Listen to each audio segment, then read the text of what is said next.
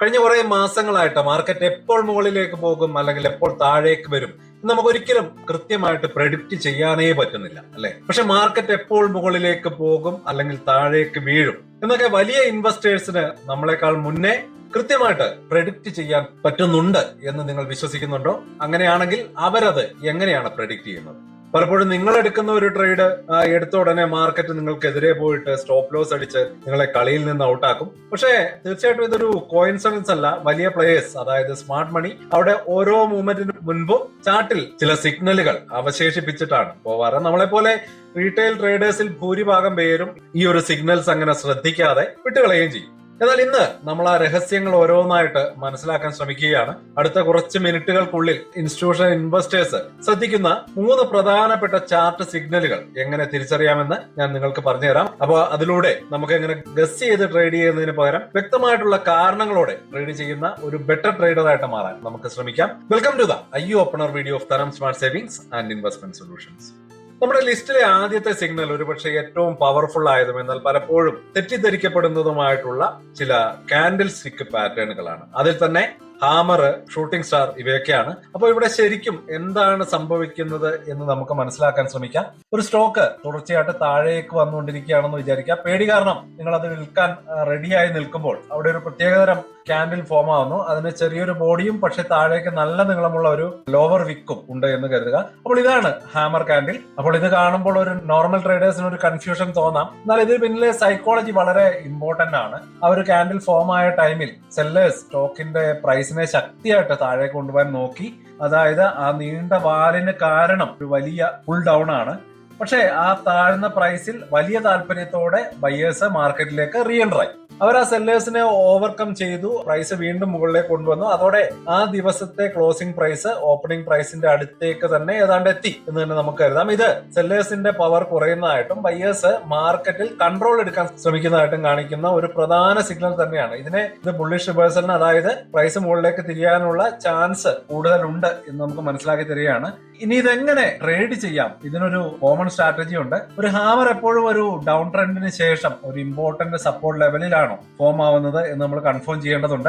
എവിടെയെങ്കിലും ഒരു ഹാമർ കണ്ടതുകൊണ്ട് കാര്യമില്ല, അതിന്റെ ലൊക്കേഷൻ വളരെ ഇമ്പോർട്ടന്റ് ആണ്. രണ്ടാമതായിട്ട് ഹാമർ ഫോം ആയതിനു ശേഷം അടുത്ത ക്യാൻഡിൽ ഹാമറിന്റെ ഹൈക്ക് മുകളിൽ ക്ലോസ് ചെയ്യുമ്പോൾ ഒരു എൻട്രി എടുക്കുന്നതാണ് നമുക്ക് ഏറ്റവും നല്ലത്. അത്തരത്തിൽ ആ ഹാമറിന് ശേഷം നെക്സ്റ്റ് ക്യാൻഡിൽ ഹാമറിന്റെ ഹൈക്ക് മുകളിൽ ക്ലോസ് ചെയ്യുന്നുണ്ടോ എന്ന് നമുക്ക് കൺഫേം ചെയ്യണം. അതൊരു സ്ട്രോങ് കൺഫർമേഷൻ ആയിട്ട് നമുക്ക് കണക്കാക്കുകയും ചെയ്യാം. അതുപോലെ തന്നെ നിങ്ങളുടെ സ്റ്റോപ്പ് ലോസ് ഹാമറിന്റെ ലോയ്ക്ക് തൊട്ട് താഴെയായിട്ട് വെക്കുക. ഇത് നമ്മുടെ റിസ്ക് ലിമിറ്റ് ചെയ്യാൻ ഹെൽപ്പ് ചെയ്യുകയും ചെയ്യും. അപ്പൊ ഇതിന്റെ നേരെ ഓപ്പോസിറ്റ് ആണ് ഷൂട്ടിംഗ് സ്റ്റാർ. ഒരു സ്റ്റോക്ക് തുടർച്ചയായിട്ട് മുകളിലേക്ക് പോകുമ്പോൾ ഒരു ഇമ്പോർട്ടന്റ് റെസിസ്റ്റൻസ് ലെവലിൽ വെച്ചാണ് ഇത് സാധാരണയായിട്ട് ഫോം ചെയ്യാറ്. ചെറിയൊരു ബോഡിയും വളരെ നീളത്തിലുള്ള മുകളിലേക്കുള്ള ഒരു അപ്പർ വിക്കും ഇവിടെ കാണാൻ കഴിയും. അപ്പോൾ ഇതിന്റെ സൈക്കോളജി എന്താണ് എന്ന് നമുക്ക് മനസ്സിലാക്കിയെടുക്കാം. ബയേഴ്സ് പ്രൈസിനെ മുകളിലേക്ക് കൊണ്ടുപോകാൻ ശ്രമിക്കുന്നുണ്ട്. ആ ഉയർന്ന പ്രൈസിൽ സെല്ലേഴ്സ് സ്ട്രോങ് ആയിട്ട് വന്ന് പ്രൈസിനെ താഴേക്ക് തള്ളിയിട്ടു. ഇതൊരു ബിയറിഷ് റിവേഴ്സലിന്റെ, അതായത് മാർക്കറ്റ് താഴേക്ക് പോകാൻ സാധ്യതയുണ്ടെന്നുള്ളതിന്റെ ഒരു സിഗ്നലാണ്. ഇതിന്റെ ഒരു ട്രേഡിംഗ് റിസൾട്ടും ഹാമറിന്റെ ഓപ്പോസിറ്റ് ആണ്. ഷൂട്ടിംഗ് സ്റ്റാറിന്റെ ലോവിന് താഴെ അടുത്ത ക്യാൻഡിൽ ക്ലോസ് ചെയ്യുമ്പോൾ ഒരു ഷോർട്ട് എൻട്രി എടുക്കാം. ഒരു സ്റ്റോപ്പ് ലോസ് അതിന്റെ ഹൈക്ക് മുകളിലായിട്ട് വെക്കുകയും ചെയ്യാം. അപ്പൊ ഒരു ബ്രേക്ക് ഔട്ട് ട്രേഡ് എടുത്തിട്ട് അതൊരു ഫേക്ക് ഔട്ട് ആയിട്ട് മാറിയ എക്സ്പീരിയൻസ് ഉള്ളവരായിരിക്കും നമ്മളിൽ പലരും. അപ്പോ പ്രൈസ് ഒരു ഇമ്പോർട്ടന്റ് ലെവൽ ബ്രേക്ക് ചെയ്ത് മുകളിലേക്ക് പോകുന്ന കണ്ട് നിങ്ങൾ വാങ്ങുകയാണ്. എന്നാൽ കുറച്ച് കഴിയുമ്പോൾ തിരികെ താഴേക്ക് വരുന്നു. ഇത് റിയൽ റീറ്റെയിൽ ട്രേഡേഴ്സിന് സ്ഥിരമായിട്ട് വീണു പോകുന്ന ഒരു ട്രാപ്പ് തന്നെയാണ്. ഈ ഒരു ട്രാപ്പിൽ നിന്ന് രക്ഷപ്പെടാനുള്ള ഒരു പ്രധാന ടൂളാണ് അടുത്തത്. അപ്പൊ ആ ടൂളിന്റെ പേരാണ് വോളിയം. ചാർട്ടിലെ പ്രൈസ് മാത്രം നോക്കി ട്രേഡ് ചെയ്യുന്നത് ഒരു കണ്ണ് കെട്ടി വണ്ടി ഓടിക്കുന്ന പോലെയാണ്. പ്രൈസിന്റെ കൂടെ നിങ്ങൾ അതിന്റെ വോളിയം കൂടി അനലൈസ് ചെയ്യണം. ഒരു ജെനുവിൻ ബ്രേക്ക്ഔട്ട്, അതായത് ഒരു വലിയ ഫണ്ട് ഫ്ലോ ഉള്ള ഒരു മൂവ് സാധാരണയായിട്ട് ഒരു വലിയ വോളിയത്തിന്റെ സപ്പോർട്ടോട് കൂടിയാണ് സംഭവിക്കാറ്. ഇവിടെയാണ് വോളിയം സ്പൈക്ക് എന്ന ഐഡിയ റിലവന്റ് ആകുന്നത്. ഒരു സ്റ്റോക്ക് അതിന്റെ റെസിസ്റ്റൻസ് ലെവൽ ബ്രേക്ക് ചെയ്യുമ്പോൾ താഴെയുള്ള വോളിയം ബാറിലേക്ക് നോക്കുക. ആ സമയത്തെ വോളിയം കഴിഞ്ഞ 20 to 30 ക്യാൻഡിലുകളുടെ ആവറേജ് വോളിയത്തെക്കാൾ വളരെ കൂടുതലാണോ ആണെങ്കിൽ അതൊരു റിയൽ ബ്രേക്ക്ഔട്ട് ആകാനുള്ള ചാൻസ് ഉണ്ട്. കാരണം അത്രയും വലിയ രീതിയിലുള്ള ബൈയിങ്ങിന് പിന്നിൽ സാധാരണയായിട്ട് വലിയ ഇൻവെസ്റ്റേഴ്സിന്റെ ഒരു പാർട്ടിസിപ്പേഷൻ ഉണ്ടാവാം. ഇത് ചാർട്ടിലെ അവരുടെ ഒരു ഫുട് പ്രിന്റ് ആയിട്ട് നമുക്ക് കണക്കാക്കുകയും ചെയ്യാം. മറിച്ച് പ്രൈസ് ബ്രേക്ക്ഔട്ട് ആവുന്നു, വോളിയം വളരെ കുറവാണെങ്കിൽ കെയർഫുൾ ആയിട്ടിരിക്കണം. അതൊരു ട്രാപ്പ് ആകാനുള്ള സാധ്യത വളരെ കൂടുതലാണ്.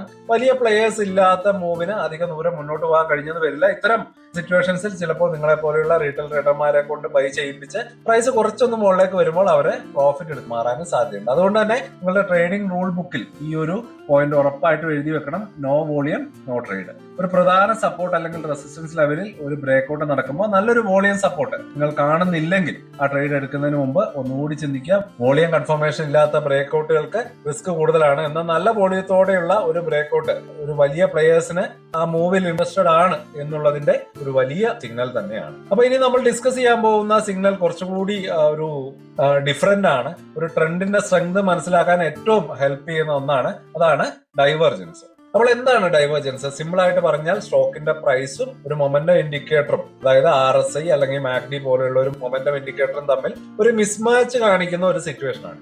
പ്രൈസ് ഒരു ഡയറക്ഷനിലേക്കും ഇൻഡിക്കേറ്റർ വേറൊരു ഡയറക്ഷനിലേക്കും പോകുമ്പോൾ അതൊരു കറന്റ് ട്രെൻഡിന്റെ സ്ട്രെങ്ത് കുറയുന്നതിന്റെ ഒരു ഏർലി സിഗ്നൽ ആയിട്ട് നമുക്ക് കണക്കാക്കാൻ കഴിയും. അപ്പോൾ ഇത് പെട്ടെന്ന് മനസ്സിലാക്കാൻ നമുക്കൊരു എക്സാമ്പിളിലൂടെ തന്നെ പറയുന്നതായിരിക്കും എളുപ്പം. സ്റ്റോക്കിന്റെ പ്രൈസ് തുടർച്ചയായിട്ട് മുകളിലേക്ക് പോകുന്ന പുതിയ ഹയർ ഹൈസ് ഉണ്ടാക്കുന്നു എന്ന് നമ്മൾ ഇവിടെ കാണുകയാണ്. അപ്പോൾ ഇത് കാണുമ്പോൾ കൂടുതൽ വാങ്ങാൻ നമുക്ക് തോന്നും. എന്നാൽ അതേസമയം അപ്പോൾ ഈ ഒരു ഇൻഡിക്കേറ്ററിലേക്ക് നോക്കുമ്പോൾ അത് പുതിയ ഹൈകൾ ഉണ്ടാക്കാതെ താഴേക്ക് വരുന്നതായിട്ട് നമുക്ക് കാണാൻ കഴിയും. അപ്പൊ ഇതിനെയാണ് ബിയറിഷ് ഡൈവേർജൻസ് എന്ന് പറയുന്നത്. ഇതിന് പിന്നിലുള്ള സൈക്കോളജി പ്രൈസ് മുകളിലേക്ക് പോകുന്നുണ്ടെങ്കിലും ആ ഒരു മൂവ്മെന്റിന് പിന്നിലുള്ള പവർ, അതായത് മൊമെന്റം കുറഞ്ഞു വരികയാണ്. ചിലപ്പോൾ വലിയ ഇൻവെസ്റ്റേഴ്സ് പ്രോഫിറ്റ് ബുക്ക് ചെയ്യാനോ അല്ലെങ്കിൽ അവരുടെ പൊസിഷൻസ് കുറയ്ക്കാനോ ഒക്കെ തുടങ്ങിയിട്ടുണ്ടാവും. അവർ പെട്ടെന്ന് വലിയ ക്വാണ്ടിറ്റിയിൽ സെല് ചെയ്യാതെ റീറ്റെയിൽ ട്രേഡേഴ്സിന്റെ ബൈയിങ് താല്പര്യം യൂസ് ചെയ്ത് പതിയെ വിൽക്കുകയാണ്. അപ്പൊ പ്രൈസ് കുറച്ചുകൂടി മുകളിലേക്ക് പോയേക്കാം. ഈ ഒരു ചാൻസ് മുതലെടുത്ത് കൂടുതൽ റീറ്റെയിൽ ട്രേഡേഴ്സ് മാർക്കറ്റിലേക്ക് എൻ്റർ ചെയ്യുമ്പോൾ അവർക്ക് സെല് ചെയ്യാനുള്ള അവസരം കൂടുതൽ കിട്ടുകയാണ്. പിന്നീട് എപ്പോഴെങ്കിലും വലിയൊരു സെല്ലിംഗ് നടക്കുമ്പോൾ പ്രൈസ് പെട്ടെന്ന് താഴേക്ക് വീണേക്കാം.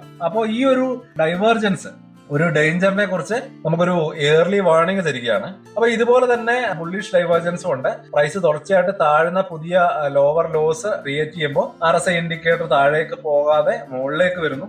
ഹയർ ലോസ് ഇതൊരു സെല്ലിംഗ് പ്രഷർ കുറയുന്നതായിട്ടും ഒരുപക്ഷെ ഇൻവെസ്റ്റേഴ്സ് പതിയെ ബൈ ചെയ്യാൻ തുടങ്ങുന്നതിന്റെ ഒരു സിഗ്നൽ ആയിട്ട് നമുക്ക് കണക്കാക്കാം. അപ്പൊ ഇത് എങ്ങനെയാണ് നമ്മൾ ട്രേഡ് ചെയ്യേണ്ടത്? ഒരു ബിയറിഷ് ഡൈവേർജൻസ് കണ്ടാൽ ഉടനെ പോയിട്ട് സെല് ചെയ്യാൻ നിൽക്കരുത്. ഒരു കൺഫർമേഷന് വേണ്ടി നമ്മൾ വെയിറ്റ് ചെയ്യും. ഉദാഹരണത്തിന് പ്രൈസ് ഒരു ഇമ്പോർട്ടന്റ് ട്രെൻഡ് ലൈൻ ബ്രേക്ക് ചെയ്യുക അല്ലെങ്കിൽ ഒരു ബിയറിഷ് കാൻഡിൽസ്റ്റിക് പാറ്റേൺ, ഷൂട്ടിംഗ് സ്റ്റാർ പോലെയുള്ള എന്തെങ്കിലും ഒരു പാറ്റേൺ ഫോം ചെയ്യുകയൊക്കെ ചെയ്തതിന് ശേഷം മാത്രം ഒരു ഷോർട്ട് പൊസിഷൻ എടുക്കുന്നത് നമ്മൾ ആലോചിക്കാവുന്നതാണ്. രണ്ടാമതായിട്ട് ഒരു ബുള്ളിഷ് ഡൈവേർജൻസ് കണ്ടാൽ പ്രൈസ് ഒരു ഇമ്പോർട്ടന്റ് സപ്പോർട്ട് ലെവലിൽ നിന്ന് മുകളിലേക്ക് തിരിയുന്നതിന്റെ ഒരു കൺഫർമേഷൻ കിട്ടിയതിന് ശേഷം മാത്രം നമ്മൾ ബൈ ചെയ്യുന്നതിനെ കുറിച്ച് ചിന്തിക്കുക. ഒരു ഹാമർ ക്യാൻഡിൽ ഒരു നല്ല കൺഫർമേഷൻ സിഗ്നൽ ആയിട്ട് വർക്ക് ചെയ്യാനുള്ള സാധ്യത ഈ ഒരു ഏരിയയിൽ ഇപ്പോഴുണ്ട്.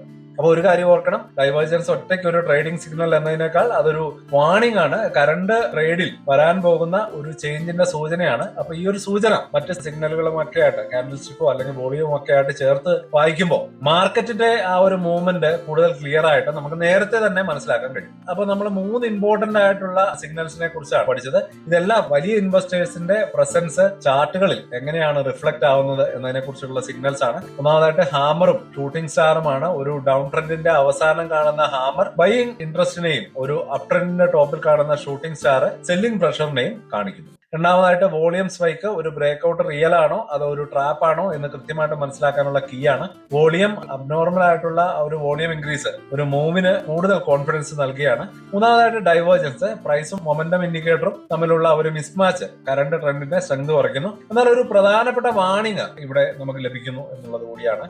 അപ്പൊ ഈ ഒരു 3 സിഗ്നൽസും ഒരുമിച്ച് യൂസ് ചെയ്യാൻ പഠിക്കുന്നതിലൂടെ നിങ്ങൾക്ക് ചാർട്ട് നോക്കുന്ന രീതി തന്നെ മാറ്റാൻ പറ്റും. ഓരോ ക്യാൻഡിലിന് പിന്നിലും ഒരു സ്റ്റോറി, അതായത് ബയേഴ്സിനും സെല്ലേഴ്സിനും തമ്മിലുള്ള ഒരു ഫൈറ്റ് നിങ്ങൾക്ക് കൃത്യമായിട്ട് മനസ്സിലാക്കാൻ സാധിക്കും. അപ്പൊ നിങ്ങൾക്ക് മാർക്കറ്റിന്റെ ഫ്ലോയ്ക്ക് എതിരെ പോകാതെ അതിന്റെ ഡയറക്ഷൻ മനസ്സിലാക്കി കൃത്യമായിട്ട് ട്രേഡ് ചെയ്യാൻ നിങ്ങളെ ഈ ഒരു ടെക്നിക്ക് ഹെൽപ്പ് ചെയ്യും. അപ്പോ ഗസ് വർക്ക് മാറ്റി നിർത്തി ക്ലിയർ സയൻസിന്റെയും അതുപോലെ തന്നെ ആ ഒരു അറിവുകൾ കൂടെ കൂട്ടി നമ്മൾ ട്രേഡ് ചെയ്യാൻ ശ്രമിക്കുക. ഇത് നിങ്ങളുടെ ട്രേഡിംഗ് ഡിസിഷൻസ് കൂടുതൽ ഇംപ്രൂവ് ചെയ്യാൻ ഹെൽപ്പ് ചെയ്യും. അപ്പൊ ഈ വീഡിയോ നിങ്ങൾക്ക് യൂസ്ഫുൾ ആയി എന്ന് തന്നെ ഞാൻ വിചാരിക്കുകയാണ്. അപ്പോൾ ട്രേഡിംഗിലെ കൂടുതൽ ടോപ്പിക്സ് ഇനി വരുന്ന വീഡിയോകളിൽ നമ്മൾ കൂടുതലായിട്ട് ഡിസ്കസ് ചെയ്യുന്നതായിരിക്കും. അപ്പോൾ അതൊന്നും മിസ്സാവാതിരിക്കാൻ ഈ ഒരു ചാനൽ ഇപ്പൊ തന്നെ സബ്സ്ക്രൈബ് ചെയ്യാൻ മറക്കുക. അപ്പൊ ആ ബെല്ലൈക്കൺ കൂടി ഒന്ന് ക്ലിക്ക് ചെയ്തേക്കുക.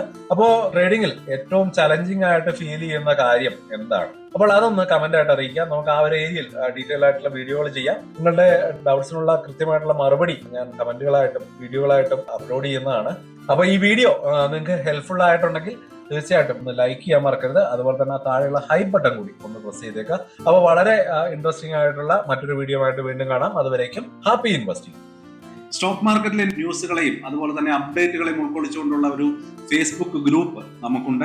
ആ ഒരു ഗ്രൂപ്പിന്റെ ലിങ്ക് ഈ വീഡിയോയുടെ ഡിസ്ക്രിപ്ഷനിൽ കൊടുക്കുന്നുണ്ട്. താല്പര്യമുള്ളവർക്ക് ആ ലിങ്കിൽ ക്ലിക്ക് ചെയ്തുകൊണ്ട് ഗ്രൂപ്പിൽ ജോയിൻ ചെയ്യാം. ഏറ്റവും ലേറ്റസ്റ്റ് ആയിട്ടുള്ള ന്യൂസുകൾ നമ്മൾ അതിൽ അപ്ഡേറ്റ് ചെയ്യുന്നുണ്ട്. വളരെ ഇൻഫോർമേറ്റീവ് ആയിരിക്കും. അപ്പൊ ഇത്രയുമാണ് ഇന്നത്തെ വീഡിയോയിൽ ഉൾപ്പെടുത്തിയിരിക്കുന്നത്. പുതിയ ന്യൂസുകളുമായിട്ട് നാളെ വീണ്ടും വരാം. ബൈ.